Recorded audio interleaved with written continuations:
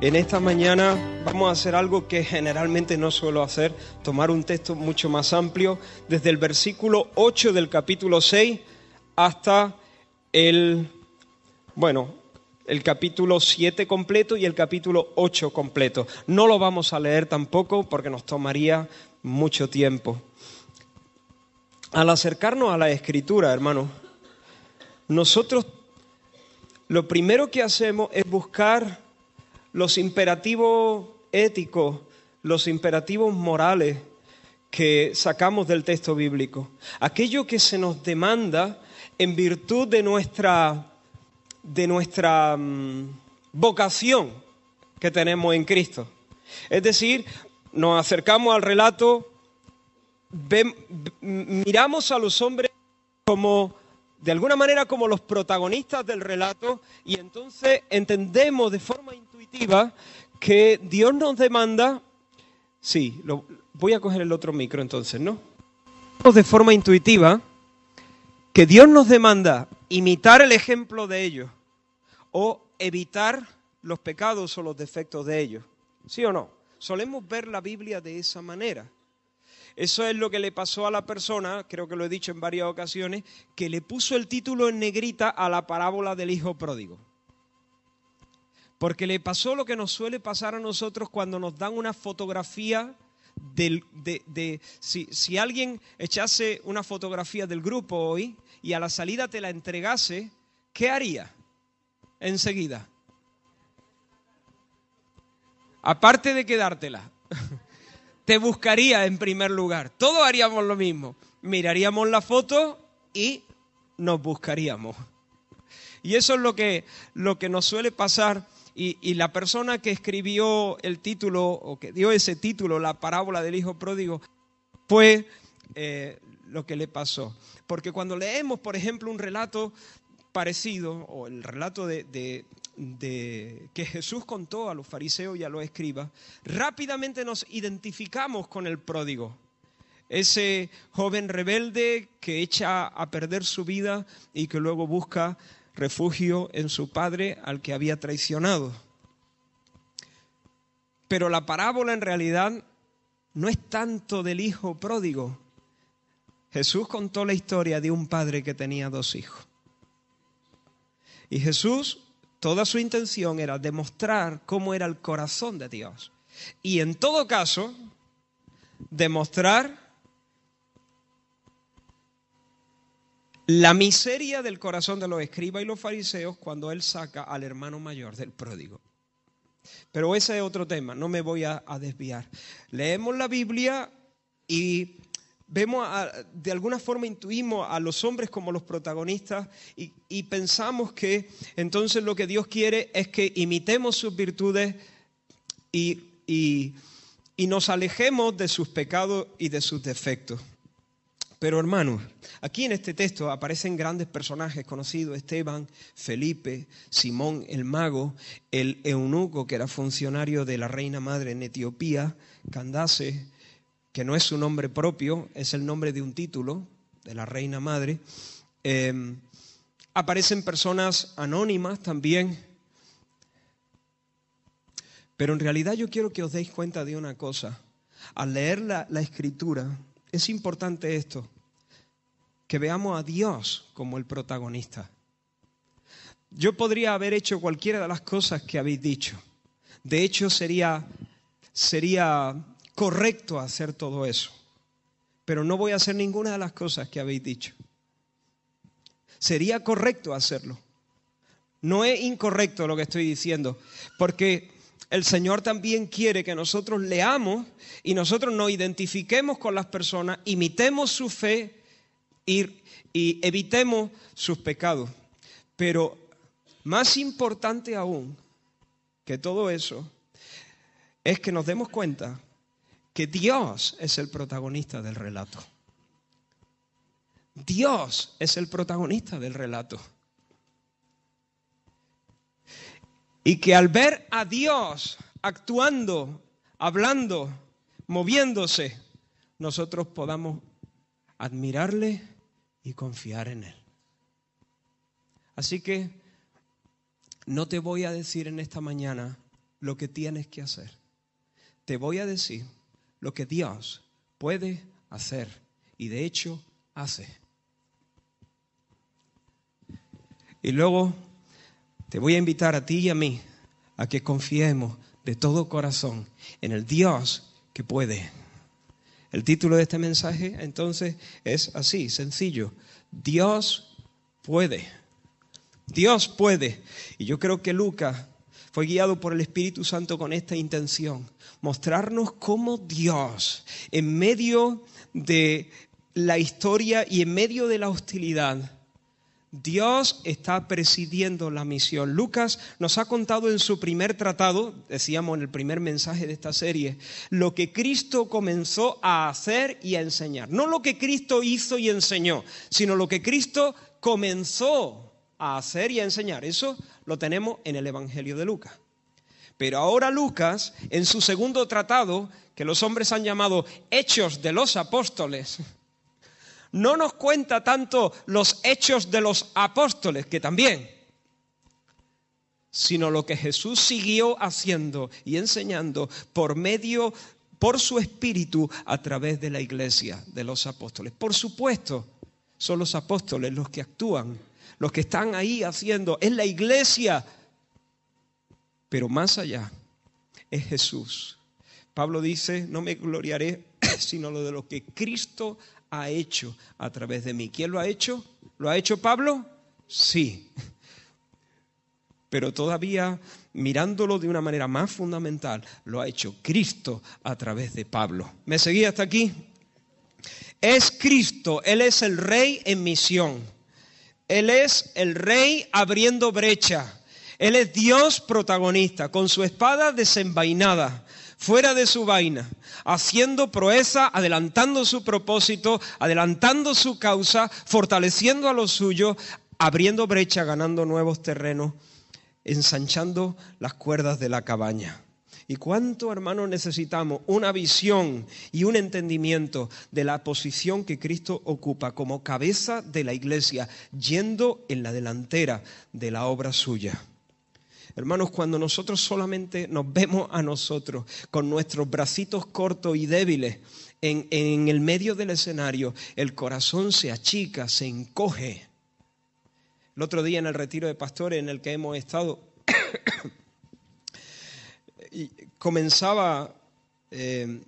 presidí la primera reunión y comenzaba diciendo algo así. Hermanos, queremos parar un momento. Era una sesión introductoria antes de que los predicadores que iban a estar compartiendo la palabra llegasen. Le dije, hermanos, es necesario que paremos. En una ocasión Dios le dijo a Abraham, anda delante de mí y sé perfecto. Hermanos, cuando yo me quedo solamente con esa frase, anda delante de mí y sé perfecto, me colapso, me encojo, eso me abruma. Pero Dios no le dice solamente a Abraham, anda delante de mí y sé perfecto. Dios le dice algo más. Dios le dice en primer lugar, Abraham, yo soy el Shaddai. Abraham, yo soy el Todopoderoso. Anda delante de mí y sé perfecto. Si Dios solamente me dice, anda delante de mí y sé perfecto, no sé cómo comerme eso, me colapso. Pero cuando Dios me dice, mírame, yo soy el Shaddai, todo suficiente, entonces puede decirme, anda delante de mí y sé perfecto. Hermano, esto es vital, esto es fundamental. Y me gustaría que el Señor abra hoy nuestros ojos una vez más para verlo. Si lo único que alcanzo a ver son mis 5 panes y mis 2 peces, me desanimo. De hecho, no solo me desanimo, me hundo. Pero si en medio de la necesidad, en medio de los miles sin pan, y en medio de mis 5 panes y 2 peces, logro ver en medio de la escena, presidiéndola, a Cristo, entonces me puedo poner a repartir. Y eso es lo que quiero hacer en esta mañana, que miremos a Cristo, que meditemos en sus hechos y que nos jactemos de Él. Quiero estar en este lugar se lo he dicho al Señor, gloriándome de Cristo, presumiendo de Dios, jactándome en su nombre.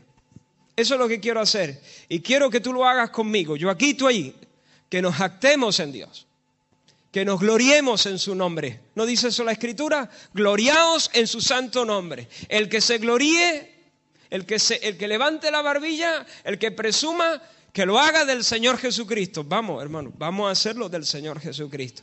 En esta mañana quiero proclamar eso en medio de mis hermanos, que Dios puede, y quiero hablar por lo menos de 18 cosas que Dios puede. Podríamos sacar más, las he agrupado en 6 grupos, pero bueno, el orden es lo de menos. Yo voy a empezar a decirlas, a veces sin mucho orden, pero quiero proclamar, sí.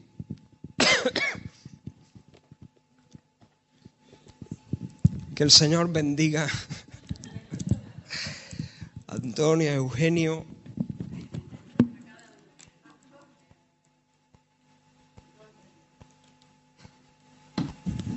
Gracias. Dios puede, hermano, hacer avanzar su causa valiéndose del sufrimiento y aún del pecado.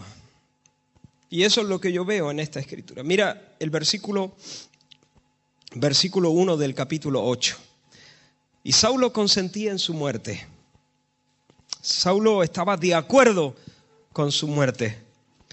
En aquel día hubo una gran persecución contra la iglesia que estaba en Jerusalén y todos fueron esparcidos por las tierras de Judea y de Samaria, salvo los apóstoles. Mira el versículo 4. Pero los que fueron esparcidos iban por todas partes anunciando el evangelio. Hasta ahí la lectura. No cerréis la Biblia. Os voy a invitar a que leáis algunos textos más. ¿Qué pasó aquel día? Esteban, que es uno de los 7 elegidos para servir las mesas, de los que hablamos la última vez, la semana pasada, no, la otra, resulta que está predicando el evangelio con gran poder y con gran gracia. Dios le da denuedo y le da autoridad. Y en el nombre de Jesús, Esteban está haciendo milagros y maravillas, grandes señales en medio del pueblo. Y unos judíos pertenecientes a una sinagoga que se llama de los libertos, se levantan contra él. Pero él, hablando con esta gente, Dios lo unge de tal manera que tiene tanta sabiduría y tanto denuedo que no pueden resistirle. Así que lo que hacen es que soliviantan al pueblo, a los sacerdotes, a los escribas y contratan a varios testigos falsos que le acusan. Le acusan de decir cosas en contra de Dios y en contra de Moisés. Le acusan de hablar en contra de las costumbres que Dios dio al pueblo por medio de Moisés y en contra de la casa de Dios, del templo, de este lugar santo. Le acusan de haber dicho que Jesús, al que predica, ha enseñado que Cristo mismo destruiría el templo y anularía las costumbres que Moisés les entregó. Eso es lo que está pasando ese día. Dios le da denuedo a Esteban, pero finalmente le arrastran y lo ponen delante del concilio. Y allí le preguntan, ¿es esto así? Te están acusando de esto, pero esto es verdad. Y él empieza a defenderse. He leído a algunos que piensan que la defensa de Esteban es patética, es muy mala. O sea, que Esteban allí suelta un discurso largo, aburrido y sin sentido. Pero por supuesto, nosotros no podemos estar de acuerdo. La defensa de Esteban es magnífica. Esteban, tú estás diciendo que Cristo va a destruir este lugar santo y va a anular las costumbres que Moisés nos dio. Tú estás diciendo este tipo de blasfemia contra el nombre de Dios y el nombre de Moisés. Ahora te pregunto, ¿es verdad que Cristo iba a destruir el templo y cambiar las costumbres de Moisés? ¿O no es verdad? ¿Tienen razón al acusar a Esteban de este asunto?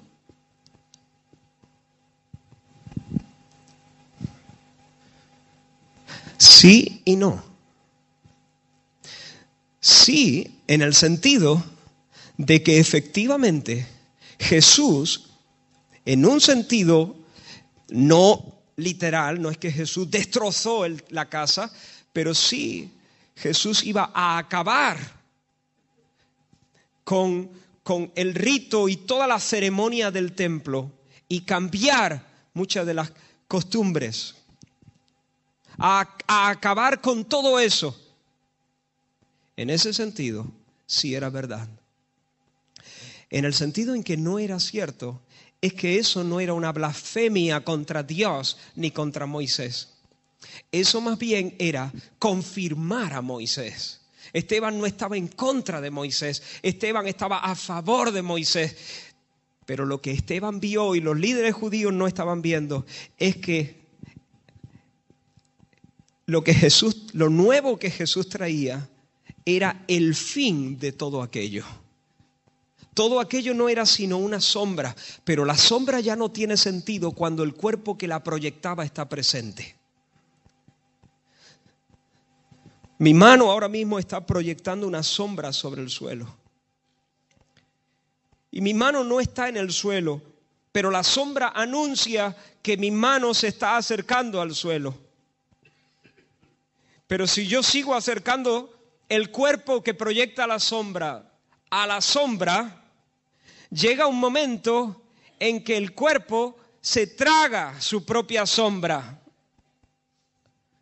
Y cuando Cristo viene y se levanta como el verdadero sacrificio, se traga la sombra de los sacrificios del Antiguo Testamento. Y cuando Cristo se levanta como el verdadero templo de Dios y levanta su iglesia, su cuerpo, como la casa del Dios viviente, se traga la sombra del Antiguo Testamento. Y cuando Cristo se levanta como el gran sumo sacerdote, según el orden de Melquisedec, se traga la sombra del Antiguo Testamento, del Antiguo Pacto.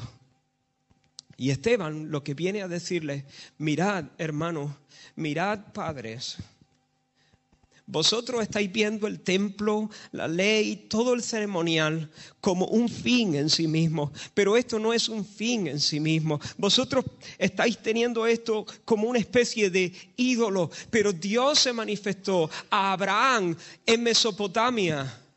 Cuando Dios le dijo que saliera de su casa y de su parentela y le prometió bendición, Abraham no estaba en el templo, estaba en Mesopotamia. Y después Dios se manifestó, estoy saltando, a José. Y no se manifestó en el templo. Se manifestó estando José en Egipto y la mano de Dios estuvo sobre ese hombre allí. Y sobre los patriarcas se manifestó el Señor y el templo no estaba de pie todavía. Y Dios luego levantó un libertador, Moisés. Y tuvo un encuentro con él en el desierto en Sinaí. Y Dios se le apareció y por medio de una zarza que ardía sin consumirse. Y Dios le dijo: quítate la sandalia, porque la tierra donde está es santa. Moisés no estaba en el templo, porque allí donde Dios está y se manifiesta, allí ese es el terreno sagrado. Y él sigue hablando de David, que quiso edificar casa, pero no la edificó Salomón su hijo. Pero Dios nunca había pedido vivir en un templo. Él había habitado entre cortinas en medio del desierto. Y allí en el desierto, mientras el pueblo de Israel iba rumbo a la tierra prometida, Dios les cuidó y se manifestó a ellos y no había templo. Pero aun cuando Salomón edificó casa al Señor, aún allí Salomón dijo: ¿esto qué es, Señor? Porque tú no habitas en templos hechos por manos humanas. Los cielos no pueden contenerte. Así que Dios no habita en edificios construidos por el hombre. No soy yo el que está en contra de Moisés. Lo que está pasando es que el cuerpo ha llegado y se ha tragado la sombra. Sois vosotros, lo mismo que los hermanos de José le resistieron. Lo mismo que los israelitas resistieron 1 y 1000 veces a Moisés. Lo mismo que nuestros padres resistieron a los profetas. Ahora vosotros seguís resistiendo al Espíritu Santo y seguís sin entender. Claro, Dios le da de nuevo a Esteban y dice todas esas cosas y ya sabemos lo que pasó. No le dieron una ofrenda por su predicación. Lo sacaron a empujones de la ciudad y luego lo apedrearon mientras echaban espuma por la boca. Gritaban y se tapaban los oídos para no escuchar lo que Esteban estaba diciendo. Pero hermanos, en ese momento se despertó una furia en el corazón del pueblo contra todos los cristianos. Ese mismo día, hemos leído, hubo una gran persecución. No se quedaron a gusto con derramar la sangre de este hombre, sino que se levantaron contra la iglesia. Dice William MacDonald, desde la perspectiva humana, este fue un día negro para los creyentes. La vida de un miembro de su comunión había sido sacrificada. Ellos mismos estaban siendo cazados como conejos. Pero, desde la perspectiva divina, no había nada oscuro. Un grano de trigo había sido plantado en la tierra e inevitablemente daría mucho fruto. Los vientos de la aflicción estaban esparciendo las semillas del evangelio a lugares distantes. ¿Y quién podría valorar la abundancia de la cosecha? Ahí termina la cita. Hermanos, estamos asistiendo aquí a un nuevo momento en la historia de la redención. En Hechos 8:1a, la primera parte del versículo, ¿dónde está la iglesia?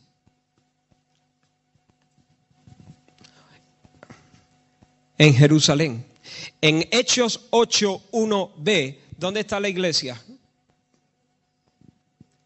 ¿Dónde? No exactamente. Por toda la tierra de... Salvo los apóstoles, ¿no? O sea que también había gente en Jerusalén. ¿Dónde Dios quería que su iglesia evangelizase? Recibiréis poder cuando haya venido sobre vosotros el Espíritu Santo y me seréis testigos.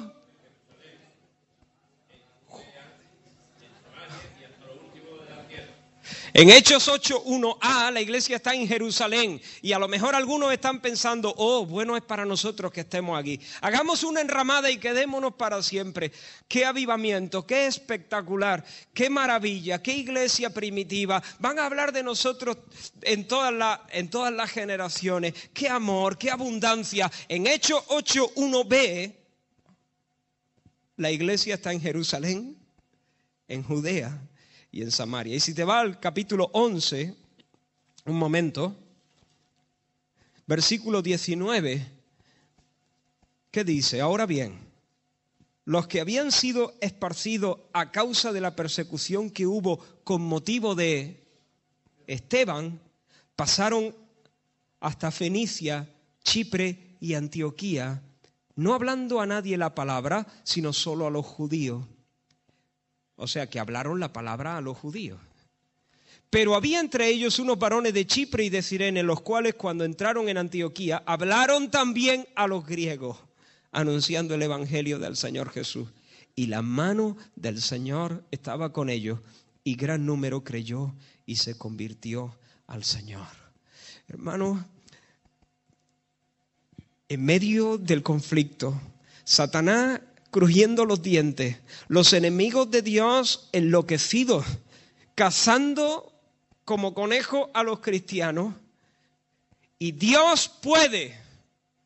No estoy hablando ni de la virtud de ellos, que podría hacerlo, ni de lo que tú tienes que hacer, que podría hacerlo, o que yo tengo que hacer. Estoy hablando de Dios, que tiene la capacidad de usar el momento de más conflicto, el momento más doloroso, y aún el pecado más terrible de parte de sus enemigos para hacer que su causa prospere. Dios no está perdiendo en este día cuando parece que todo se va a arruinar. Nos tragaron, esto se acabó aquí, ya nos han encerrado, estamos contra la espada y la pared. Ese mismo día es el día de triunfo del Señor, es el día de avance, es el día de conquista, es el día donde la estéril dice, aquí me quedo, y el Señor dice, no, serás madre de 7.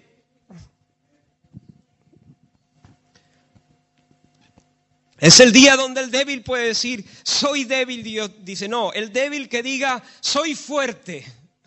Porque Dios lo que está haciendo, hermanos, es iniciar un nuevo movimiento más allá de Jerusalén, donde Judea, Samaria, Chipre, Fenicia, los griegos, hasta lo último de la tierra van a llegar a Antioquía, de donde va a estallar el primer movimiento misionero mundial de la historia.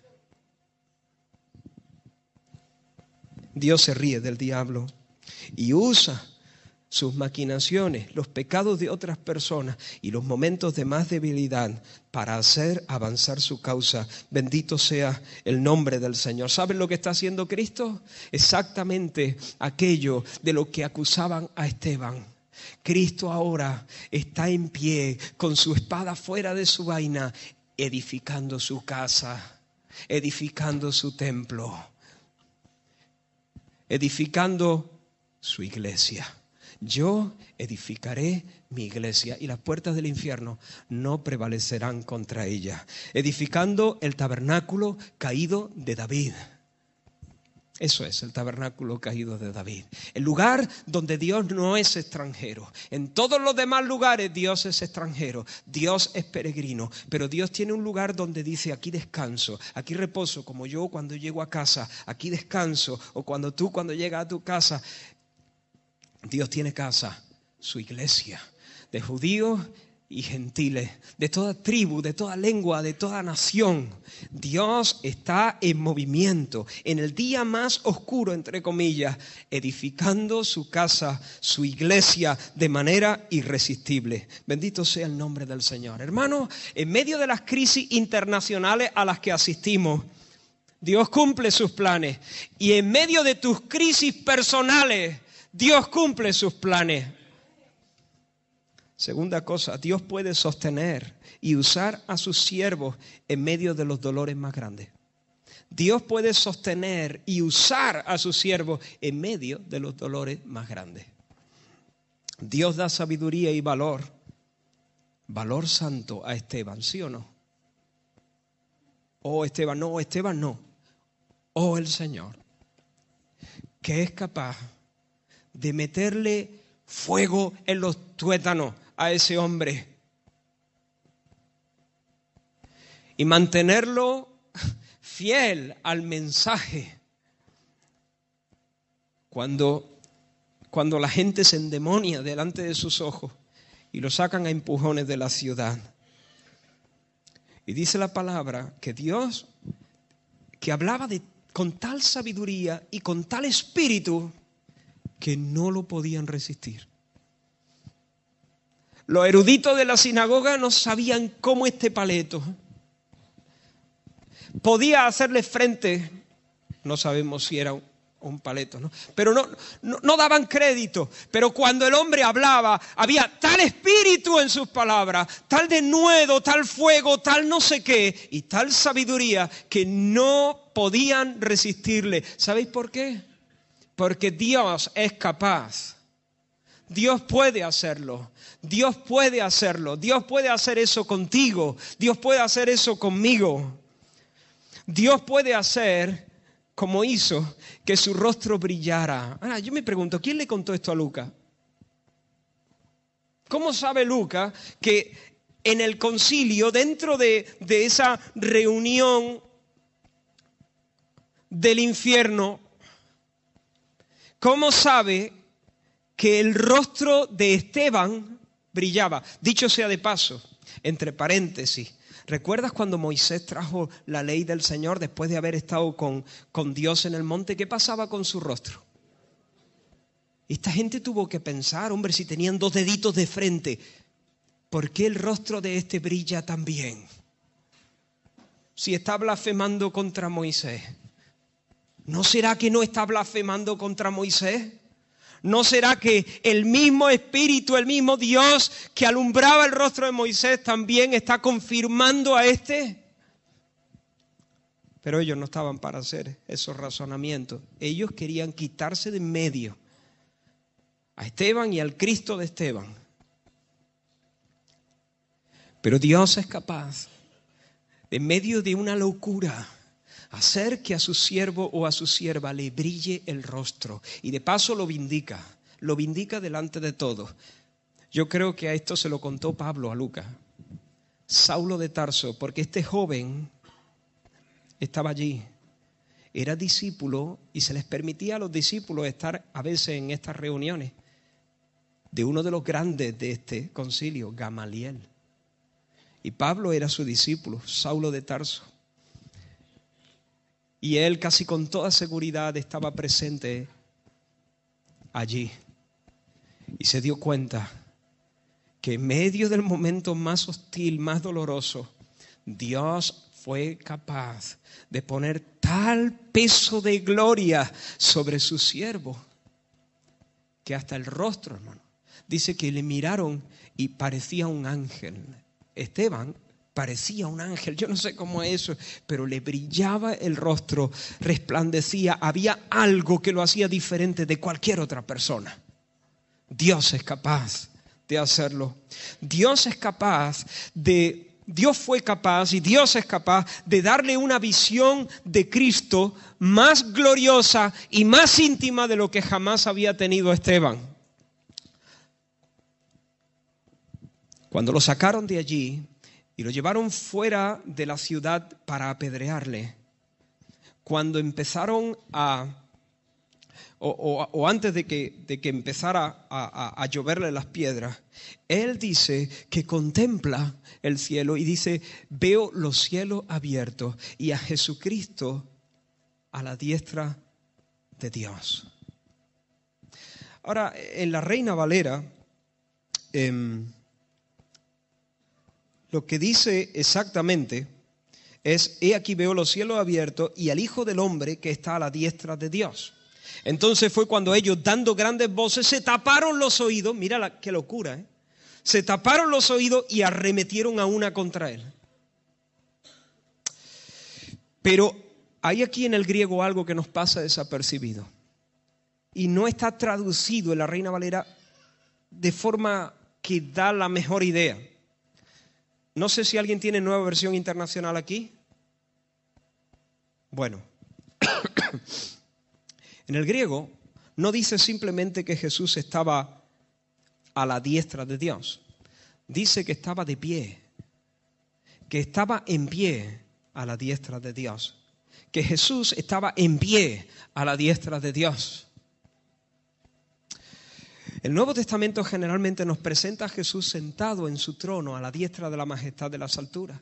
Pero en esta ocasión, cuando Esteban recibe un vistazo de lo que está pasando, cuando él ve la gloria de Dios, ve a Jesús que está vivo, que está en el lugar de más autoridad, a la diestra de la majestad en las alturas, y que está, hermanos, de pie. Como decís algunos de vosotros, parado. ¿Y por qué está parado el Señor? Porque está en movimiento, porque está activo. ¿Por qué está en pie el Señor? Pues porque de la misma manera que Josué vio un guerrero con una espada en su mano, Esteban ve a Jesucristo a la diestra de Dios en pie. El Señor no está pasivo, no está distraído, no está apático. Él tiene una visión como nunca antes del Cristo vivo y de pie, a la diestra de la majestad de las alturas, para recibir a su primer mártir. Gloria al Señor. Y hermano, en medio de los momentos de más dificultad, el Señor es capaz de darnos los momentos de mayor revelación. de mayor visión espiritual, de mayor entendimiento de las cosas de Dios, de mayor convicción, de mayor gloria, de mayor alegría. Dios es capaz de sostener a los suyos en medio del martirio. Esteban habló con el Señor y le dijo: recibe mi espíritu. ¡Qué maravilla, hermano! Esteban estaba mirando la muerte como la puerta de entrada a un momento de más intimidad, a un momento de más cercanía. Ausente, presente en el cuerpo, pues ausentes del Señor. Pero ausentes del cuerpo, presentes al Señor. Así que aquí me están lloviendo las piedras, tal vez alguna ya le ha dado en el pecho, sabe que la siguiente puede darle en la cabeza y su espíritu estará en los brazos del Señor. Estará presente al Señor. Cuando sabe que ha llegado la hora, Él dice lo que Jesús había dicho en la cruz. ¿Recuerda? Papi, en tus manos encomiendo mi espíritu. Y Él dice: Señor, ahora no le habla al Padre, le habla al Señor Jesús. Esta es otra prueba de la deidad del Señor Jesús. Recibe mi espíritu. Sabe, el Señor es capaz de darte en los momentos aún de la muerte, y de la muerte más humillante, vergonzosa y dolorosa.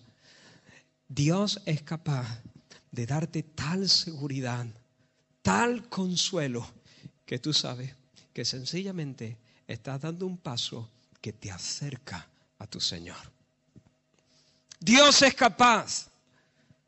Algunos están cerca de la muerte, algunos están más lejos de la muerte en el tiempo. Pero bueno, si todo lo miramos desde otra perspectiva, todos estamos muy cerquita de la muerte.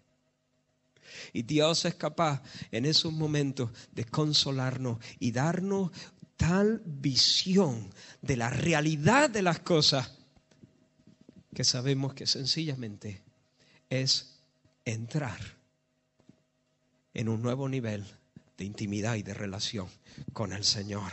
Dios es capaz, no solo eso, sino que ahí es capaz de derramar su amor de tal manera en medio de el martirio, que podamos ser capaces de la manera más sincera de extender el perdón hacia nuestros verdugos. Fíjate que la muerte de Esteban es muy parecida a la del Señor.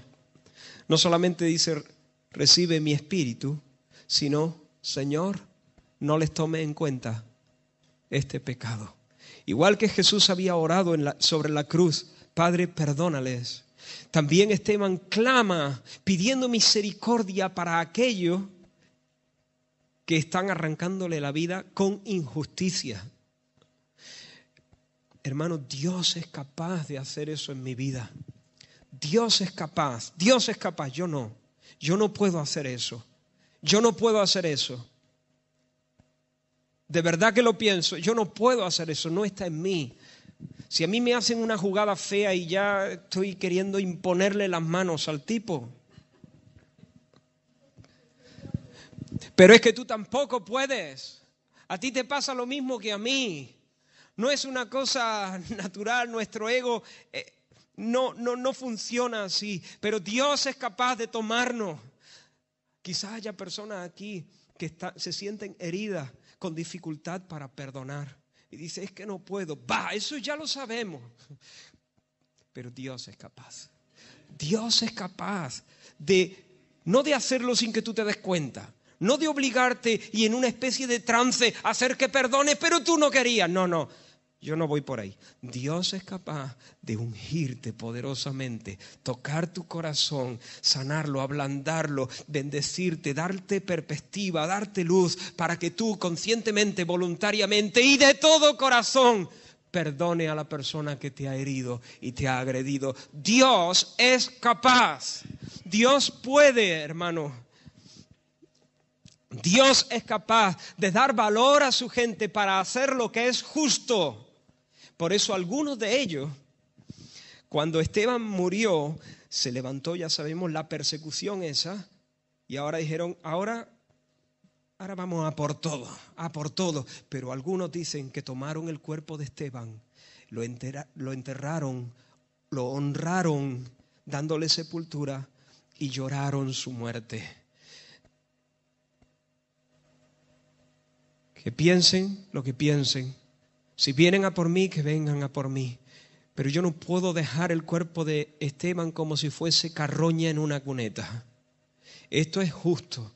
Esto es lo que corresponde hacer. Y yo voy a hacerlo. Pero hermano, es que si nos ven, es que si no sé cuánto. Mira, yo voy a honrar a este hombre de Dios. No puedo permitir que las cosas queden así.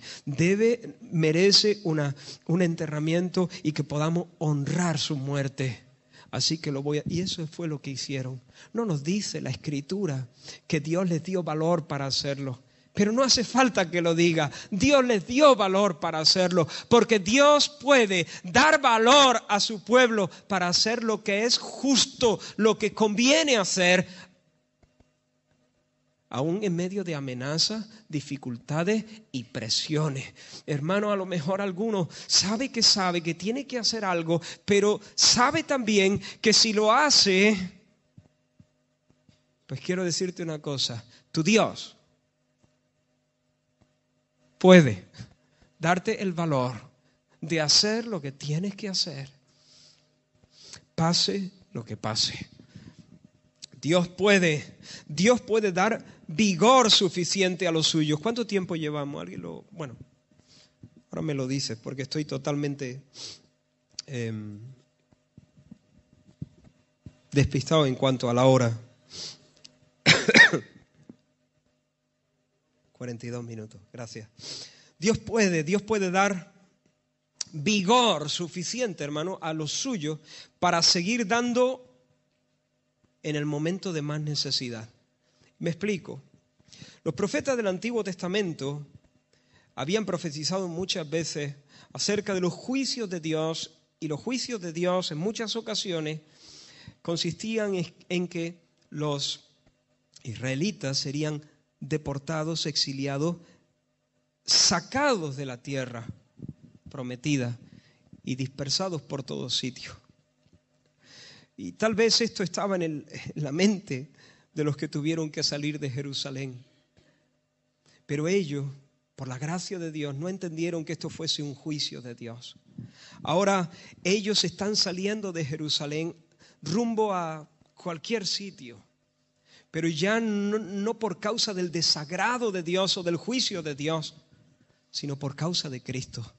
Y ahora ellos reciben el vigor suficiente ahí en medio de la necesidad. Tú imagínate por un momento qué tiene que ser. De un día para otro, sin previo aviso, tener que salir huyendo por tu vida, simulando tu entereza delante de tus hijos porque no quieres que se den cuenta que peligran nuestras vidas. Dejando atrás amigos, hermanos en la fe, tal vez algunos en manos del loco Saulo de Tarso, que a saber lo que les está haciendo. Dejar trabajo, la fuente de riqueza, la casa y la tierrecita que me daba de comer, y salir no sé a dónde, sin previo aviso. Tal vez alguno dijo, ¿y dónde está Dios en todo esto? ¿Y dónde está Dios en todo esto? Pues no, hermanos. Al parecer lo que Lucas nos dice es que por lo menos la mayoría de ellos, o en general, ellos no fueron a esconderse y lamentarse, a levantar sus palabras contra el cielo y reprocharle a Dios. ¿Y dónde estás tú en todo esto? No, ellos, siguiendo las instrucciones que el maestro les había dado a los apóstoles, llegaban a los sitios y decían, Shalom, paz a vosotros. Y les anunciaban las buenas noticias de Cristo. La mayoría de ellos a los judíos, porque tenían estos prejuicios, pero algunos de ellos también le hablaron a los griegos. Hermano, en el momento de su destierro, de más necesidad, de más humillación, donde sus corazones podían estar llenos de indignación, de rabia, de odio y de rencor, de reproche contra Dios, de pregunta, en ese momento Dios es capaz, Dios puede dar vigor a su gente para que, aún siendo despojado, camines repartiendo, dando, entregando y siendo instrumento de gozo. De nuevo te digo, observa que no te estoy diciendo lo que tú debes hacer. ¿Te has dado cuenta que no te estoy diciendo lo que tú debes hacer? Lo debes hacer, lo debemos hacer. Es correcto si sacamos de aquí lecciones en ese sentido, pero ese no es el énfasis de esta mañana. Lo que trato de comunicar es lo que Dios es capaz de darte, de hacer por ti y a través de ti. Dios es capaz de hacer que tu valle se convierta en tu púlpito.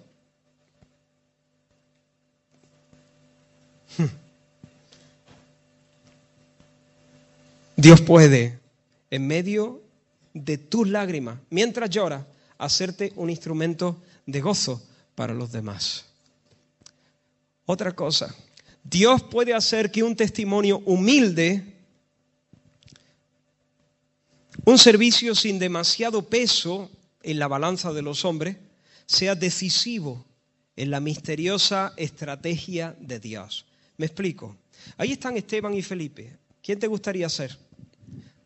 Esteban predica, lo llevan al concilio, predica un mensaje de 60 versículos, por así decirlo, y se lo llevan fuera, lo apedrean, se acabó. Está con el Señor. Pero Felipe sale huyendo, como todos los demás, y predica en Samaria. Dios hace milagros, se convierte prácticamente todo lo que se mueve, menos Simón el mago. Y luego Dios le dice, vete por el camino que desciende de Jerusalén a Gaza, que es desierto. Felipe va allí, pasa una caravana, el Espíritu le dice, júntate a ese carro. El hombre se junta al carro y se da cuenta que hay el ministro de Economía de Etiopía, el funcionario de Candace que está al frente de todos sus tesoros, el más grande en la hacienda pública de toda esa nación, una persona de un rango grande, y está leyendo Isaías 53. Increíble. Y Felipe le dice, ¿pero tú entiendes lo que estás leyendo? Y el otro le dice, ¿cómo lo voy a entender si no hay nadie que me lo explique? Y Felipe empieza a explicarle, y ese hombre tiene una conversión tan radical que ve un charco y se quiere tirar de cabeza. Dice, aquí hay agua, ¿qué impide que yo sea bautizado? Si crees, no lo impide nada. Y lo bautizó allí mismo. Y el eunuco se va gozoso, lleno de gozo, no rumbo a Jerusalén, dándole la espalda al templo que ya ha pasado, siendo templo del Espíritu Santo, gozoso siguió su camino rumbo a su tierra, porque Dios no solamente está en Jerusalén y en el templo, Dios está en el corazón de ese hombre etíope, en el corazón de ese hombre que ahora ha venido a ser el templo del Dios viviente, tierra santa. Ahora, ¿quién quiere ser? ¿Esteban o Felipe? Uy, hombre, Felipe, ¿no? Felipe es básicamente por humildad, ¿no? Esteban me parece... No. Aparentemente, en la balanza de los hombres dice, el ministerio de Esteban, que fracaso, ¿no? Porque el hombre ha abierto la boca y se la han cerrado.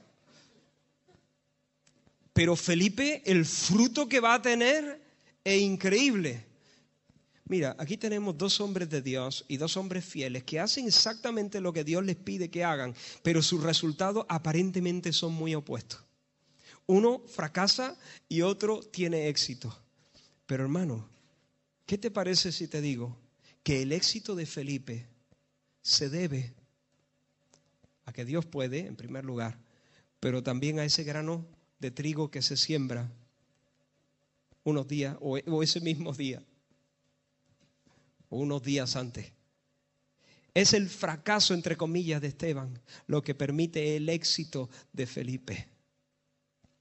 Dios es capaz de usar un ministerio que no cuenta para los hombres, que no se nota en medio de la iglesia, que nadie va a aplaudir, que nadie va a notar. Dios es capaz de utilizar un ministerio que en la balanza de los hombres pesaría lo mismo que el polvo, pero delante de Dios es definitivo. Hermano, cuídate de no medir tu ministerio o el servicio que prestas a la causa de Dios según las reglas de los hombres. Cuídate de no hacer eso porque vas a errar siempre. Deja que sea el Señor el que valore y le dé significancia a tu servicio. Que Dios diga cuánto pesa tu ofrenda y nadie más. Amén. Dios puede hacer milagros extraordinarios. Y ahora voy a acelerar mucho, todavía nos queda un poco, pero no quiero tomar demasiado tiempo más. Dios puede, hermano, hacer milagros extraordinarios. Dios puede conquistar el corazón de una ciudad engañada por un brujo, como era Samaria. Toda la ciudad estaba engañada por un brujo. Si mira en el capítulo 8, versículos del 9 al 12, dice que había un hombre llamado Simón que antes ejercía la magia en aquella ciudad y había engañado a la gente de Samaria haciéndose pasar por algún grande. A este oían atentamente ¿cuánto? Todos. Desde el más pequeño hasta el más grande, diciendo es decir, Felipe, es el gran poder de Dios. Y le estaban atentos porque con sus artes mágicas les había engañado mucho tiempo. Versículo 12. Pero Dios es capaz. Cuando creyeron a Felipe que anunciaba el evangelio del reino de Dios y el nombre de Jesucristo, se bautizaban hombres y mujeres. Gloria al Señor. Hermanos, Dios es capaz de conquistar el corazón de una ciudad engañada por un brujo, porque Dios tiene más poder que los brujos. Dios tiene más poder que cualquier sistema de brujería o cualquier religión o culto falso. Pero también Dios puede salvar a personas intelectuales de un nivel sociocultural alto, como el funcionario de la Reina Madre en Etiopía. Dios puede hacerlo. Dios puede salvar a personas que nosotros ni siquiera hemos pensado. Dios puede traer aquí a esta congregación, si quisiera, a los grandes de Córdoba o de España, lo que quisiera. Dios puede conquistar el corazón de una ciudad entregada a la brujería y Dios puede salvar a las mentes más brillantes del mundo, porque Dios los puede tornar a sí mismo y atraerlos. Amén. Dios puede usar, mira esto qué curioso, cuando Felipe evangeliza en las regiones de Samaria, cuando los apóstoles en Jerusalén se enteran de lo que está pasando, entonces ellos envían un equipo apostólico compuesto por Pedro y Juan para mirar lo que está pasando. Cuando ellos llegan allí se dan cuenta que lo que está pasando es de Dios, pero también se suman al mover de Dios, imponen las manos sobre los nuevos discípulos y el Espíritu Santo es derramado sobre ellos. Pero quiero que notéis quiénes son los que van: Pedro y Juan. En una ocasión, cuando Jesús quería ir a Jerusalén, tenían que pasar por unas ciudades, por unas aldeas samaritanas. Y entonces Juan y su hermano fueron a preparar el terreno, preparar el camino al Señor. Y los samaritanos no le dieron ni agua. No quisieron abrirse porque sabían que iba a Jerusalén a celebrar la fiesta y le volvieron las espaldas. ¿Saben lo que Juan, el apóstol del amor, le dijo a Jesús? Te lo leo literalmente. Señor, empezó bien. ¿Quieres que mandemos que descienda fuego del cielo como hizo Elías y los consuma? Aleluya.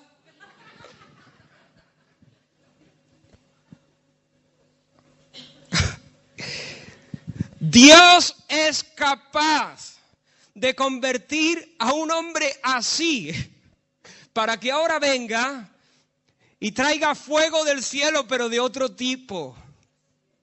Ahora ese que quería ayer calcinar a todos los samaritanos, ahora ora por ellos para que el Espíritu Santo los llene. Dios es capaz. Dios es capaz de, tú has dicho, con esa gente yo no quiero, güey. Ten cuidado que el Señor tiene mucho sentido del humor. Y a lo mejor levanta en ese equipo a la persona que dijo tal y tal cosa. Dios es capaz.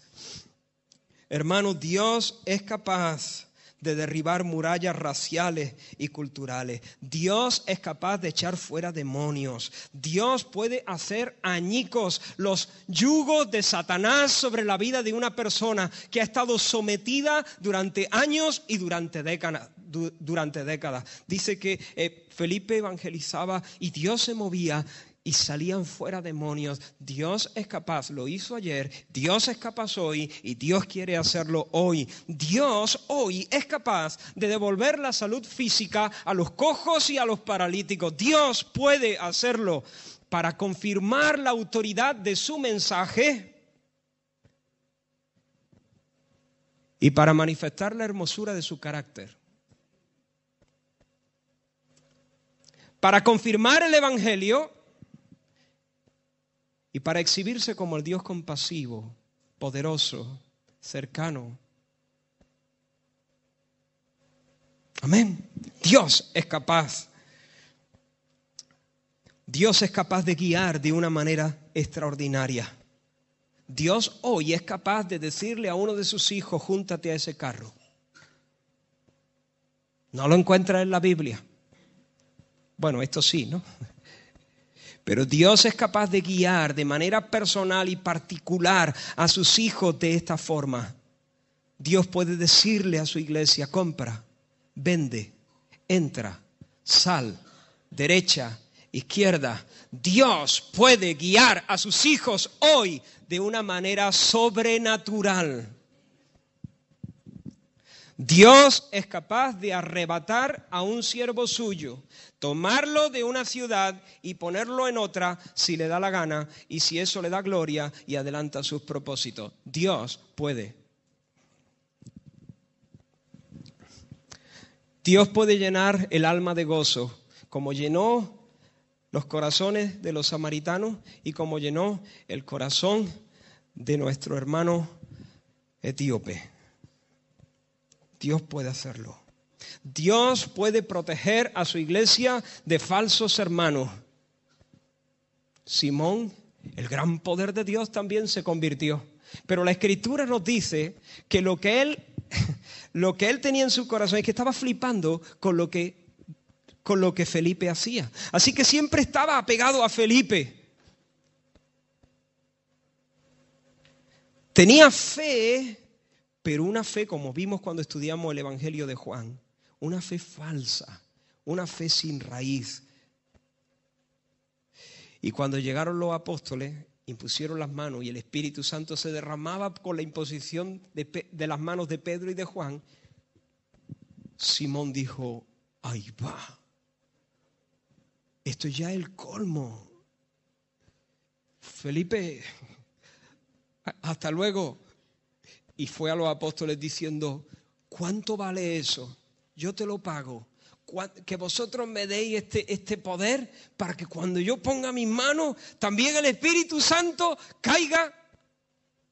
Y Pedro, a lo mejor a Juan se le vino el viejo hombre y quiso, no, estoy de broma, ¿no? Y quiso volver a pedir fuego, no. Pero Pedro le dijo, no. Tú no tienes parte ni suerte en este asunto. Tú no eres de los nuestros. Tú no perteneces al pueblo de Dios y esto no te corresponde a ti porque tú estás en prisiones de maldad. Tu corazón es negro. Tú no tienes nada que ver. Has pensado que el don de Dios se compra con dinero. Pide a Dios que te perdone para que no venga maldición, para que no venga juicio sobre ti. Y Simón, en vez de arrepentirse allí y pedir misericordia al Señor, le dice, pedirle vosotros por mí para que no me pase nada malo. Ese no es verdadero arrepentimiento, ¿verdad? El verdadero arrepentimiento implica un dolor por haber ofendido a Dios y no un temor de lo que me pueda pasar. Pero bueno, ese sería otro tema. Dios es capaz de proteger a su iglesia de falsos hermanos. ¿Qué hubiera pasado si esto no se hubiera discernido y Simón hubiese quedado allí con todas sus artes y manipulaciones? Posiblemente la iglesia se hubiese echado a perder en poco tiempo. Hermanos, concluyo. Dios puede hacer todo este tipo de cosas. El otro día estaba hablando con un hermano, yo creo que la mayoría de vosotros lo conocéis, Juanjo, mi amigo, y estábamos hablando de este asunto, de que Dios hoy puede hacer milagros físicos, entre otras cosas, y estábamos hablando como algunos piensan que esos dones milagrosos han cesado, ya no son para la iglesia hoy. Cuando el canon de la Escritura se cerró, entonces todos esos dones milagrosos cesaron y ya la iglesia no los necesita. Hay hermanos muy sinceros que yo aprecio mucho, pero piensan así. No puedo estar de acuerdo con ellos. Primero porque no encuentro ningún texto en la Escritura que justifique esa posición. Los textos que se suelen usar, desde mi punto de vista, bien razonados, están forzados. Pero estábamos hablando por teléfono y yo decía, claro, Juanjo, nadie pone en duda que Dios puede hacerlo. Me doy cuenta que con muchos de estos hermanos finalmente terminamos en el mismo punto, porque yo creo que esos dones están vigentes, que son importantes y necesarios para la iglesia hoy y que Dios los reparte sin caer en extremismo, sin irnos al circo, bueno, ya me entendéis, pero el otro piensa que no, sin embargo está muy abierto porque sabe que Dios en su soberanía puede hacerlo si quiere. Así que al final terminamos los dos en el mismo sitio. Y él me decía, sí, es verdad, nadie pone en duda esto. Pero esto es como lo de la vasija de la viuda. Y me contó esto que os voy a contar. Yo le dije, Juanjo, me ayuda tu ilustración, la voy a usar el domingo en el mensaje. Dice, porque la viuda recibió instrucciones de parte del profeta de conseguirse cántaras vacías, vasijas vacías. Y Dios le había dicho que el aceite no escasearía. Recordáis, ¿no? Como Eliseo le dijo a la viuda, consigue vasijas vacías. Entonces Dios hizo el milagro de que de la vasija que ella tenía con aceite, entonces ella pudiera llenar todas las vasijas vacías que había conseguido reunir sin que escasease. Si conseguía 20, 20 se llenaban. Si conseguía 22, 22 se llenaban. Si conseguía 102, 102 se llenaban. Y si hubiese puesto en su casa todas las vasijas del universo, todas las vasijas se hubiesen colmado hasta el final. Él me dijo, lo que pasa es que nadie pone en duda que Dios puede hacer milagros, pero nunca ponen la vasija.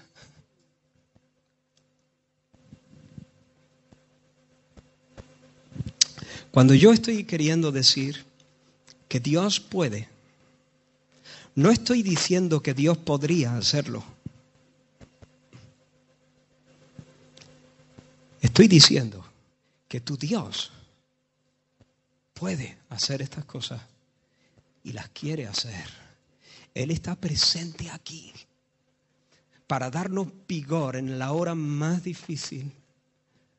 Él está presente aquí para darnos poder para perdonar y amar a los adversarios. Él está presente aquí para hacer milagros si Él lo dispone. Él quiere manifestar. No sé si aquí, ahora y hoy. Yo no puedo saber eso. A menos que Dios nos lo revele de una manera extraordinaria, pero no tengo esa revelación. Pero yo sí creo que Dios quiere manifestar su potencia y el carácter amable de su persona, haciendo milagros extraordinarios.